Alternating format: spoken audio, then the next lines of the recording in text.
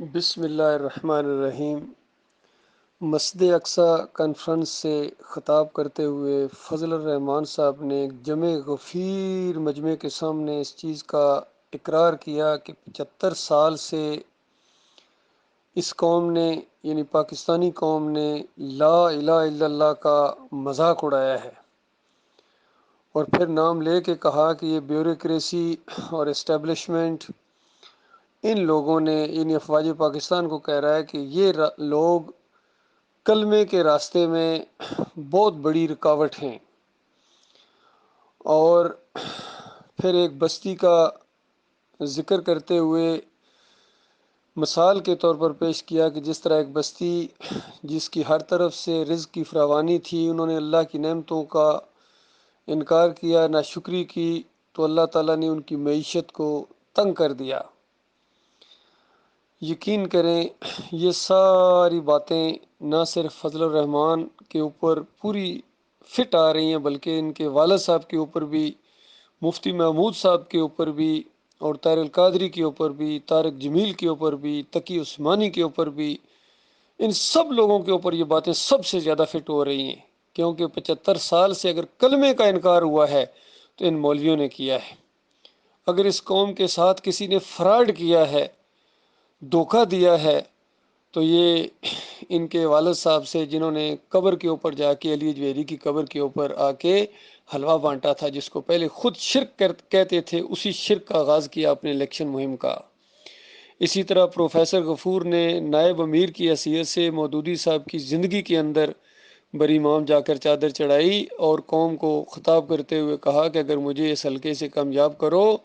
تو میں راولپنڈی سے ایسی پکی اور چوڑی سڑکیں لے کر آؤں گا جس طرح اسلام آباد کی سڑکیں ہیں، تاکہ آسانی کے ساتھ یہ مشرک اپنے بابا کے چرنوں میں آ کے اپنا ماتھا ٹیک دیں۔ سارے یہی کر رہے ہیں اللہ کے بندو، سارے یہی ہیں۔ محمود الحسن صاحب کہتے ہیں تفسیر شبیر احمد عثمانی کے اندر ایاک نعبد و ایاک نستعین کی تشریح کرتے ہوئے کہ اللہ کے بندوں کو، مقبول بندوں کو خالص واسطہ رحمت الہی سمجھ کر اگر پکارا جائے تو یہ بھی اللہ ہی کو پکارنا ہے۔ اسی طرح ہمارے ایک اور سیاسی رہنما اور مذہبی اور مدینہ ریاست بنانے کے خواب دکھانے والے ایاک نعبد و ایاک نستعین سے اپنی ہر تقریر کا آغاز کرنے والے جا کر گن شکر کے مزار کے اوپر جا کر ماتھا ٹیک دیتے ہیں، اس کی چوکھٹ کے اوپر جا کر سجدہ ریز ہو جاتے ہیں، پھولوں کی چادر چڑھاتے ہیں۔ اللہ کے بندو، یہ ہے کلمے کا انکار، یہ ہے صحیح معنوں میں کلمے کا انکار۔ جب نعرہ لگایا گیا تھا کہ پاکستان کا مطلب کیا لا الہ الا اللہ، تو نہ نعرہ لگانے والوں کو اس کا معنی آتا تھا، نہ پیچھے جواب دینے والوں کو اس کا معنی آتا تھا۔ اگر ان کو یہ پتہ چل جاتا کہ لا الہ الا اللہ کے بعد نہ یہاں مزار رہیں گے، نہ یہ مندر رہیں گے، نہ مورتیاں رہیں گی، نہ یہ تصویریں رہیں گی، اور نہ یہ جمہوریت رہے گی، اور نہ پیری مریدی رہے گی، اور نہ اذان کے اوپر اجرت رہے گی، نہ امامت کے پیسے لیے جائیں گے، یہ سب کچھ نہ تعویذ گنڈا رہے گا، تو کون نعرہ لگاتا اور کون پیچھے جواب دیتا؟ اللہ کے بندو، اس بہت بڑا قوم کے ساتھ فراڈ ہوا ہے، بہت بڑا فراڈ ہوا ہے، یقین کیجئے۔ بہرحال جو مر گئے شرک کے اوپر، چاہے ان کے جتنے بھی اکابرین ہوں، اوپر سے لے کر یہ صدیوں کا معاملہ ہے اللہ کے بندو، چاہے عبد القادر جیلانی کے خدائی کے دعوے ہوں، یا محی الدین چشتی کی شرکیہ واقعات ہوں، یا مجدد الفسانی جو کہتے ہیں کہ نبی علیہ السلام کی پیدائش انسانوں کی طرح نہیں بلکہ نور کا معاملہ ہے، نور میں نور اللہ، اس طرح اللہ کے ساتھ ذات کا شرک کر کے اللہ کو گالی دی اس نے۔ شاہ ولی اللہ کی ساری کتابیں پڑھو۔ یہ اللہ کے بندو، یہ سارا کیا دین کے ساتھ مذاق، تمہیں گالی دینے کے لیے اللہ اور اللہ کے رسول کے علاوہ کوئی نہیں ملا۔ میں بالکل اعلان کرتا ہوں اس چیز کا کہ لا الہ الا اللہ کا راستہ یہ اسٹیبلشمنٹ نے نہیں، یا بیوروکریسی نے نہیں، بلکہ ان مولویوں اور پیروں نے رکھا ہوا۔ یہ اصل مجرم ہے، امت مسلمہ کے اصل مجرم یہ ہیں۔ ان کے خلاف جب آواز اٹھائی ایک آرمی افسر ڈاکٹر مسعود الدین عثمانی رحمۃ اللہ علیہ نے، جو عالم دین بھی ہیں اور مجاہدانہ انداز سے جب آئے ہیں، اور پوری طرح ان کے شرک کے اوپر یوسف بنوری کے جو ان کے استاد بھی رہے ہیں اس کے اوپر شرک کی انگلی رکھی، ان کے عقیدے کے اوپر چوٹ ماری، تو اس کے بعد یہ سارے بکھرے ہیں، اور ان سب نے مل کر اندازہ لگائی ہے، بریلویوں دیوبندیوں والے حدیثوں نے مل کر ڈاکٹر عثمانی رحمۃ اللہ علیہ کے خلاف کفر کا فتویٰ دیا کہ یہ کافر ہیں، یہ نہیں مانتے ہیں کہ نبی علیہ السلام قبر کے اندر زندہ ہیں، سنتے ہیں، دیکھتے ہیں، پہچانتے ہیں، نہیں مانتے، اور یہ بھی نہیں مانتے ہیں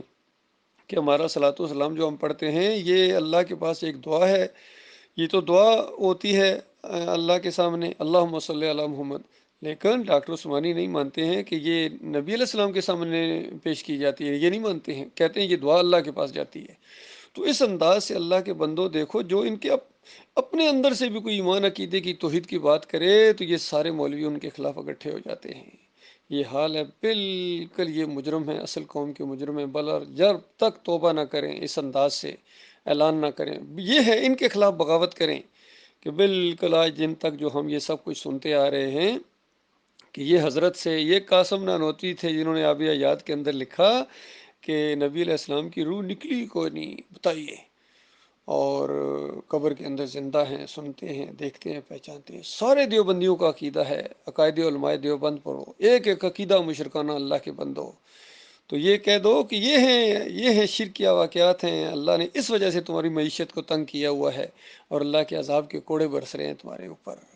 اور ان کا دیوبندیوں کا ایک فتویٰ نکلا تھا، اور چھوٹی چھوٹی مساجد کے اندر بھی لکھا ہوا تھا کہ یہ کہتے ہیں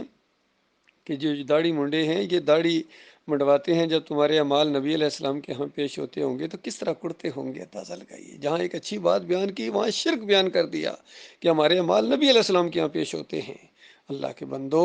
ہمارے اعمال اللہ کے ہاں پیش ہوتے ہیں، اللہ ہمارا مالک ہے، اللہ ہمارا خالق ہے۔ اتنے بڑے بڑے علماء ہیں، کبھی شرک کے خلاف ان کی زبان نہیں کھلی ہے، اتنے بڑے بڑے مجموعوں سے خطاب کرتے ہیں۔ اور آج ہی میں نے ایک ویڈیو سنا، طاہر القادری صاحب کا، کہتے ہیں میں اپنے استاد اپنے پیر صاحب کا نام لکھ کے جو دم کروں، کسی کے اوپر چھو کر دوں تو اس کا ہر مسئلہ حل ہو جاتا ہے۔ اندازہ لگائیے اللہ کے بندو، اس قوم نے کس طرح شرک کے انجیکشن دیے ہیں اس کو، امت کو۔ یہ سارے کے سارے اصل مجرم ہیں۔ للہ عوام توبہ کرو، معافی مانگو اپنے مالک اور خالق سے۔ سب سے بڑی توبہ یہ ہے کہ جو ہم ان کو علماء مانتے رہے، ان کے پیچھے نمازیں پڑھتے رہے، ان کو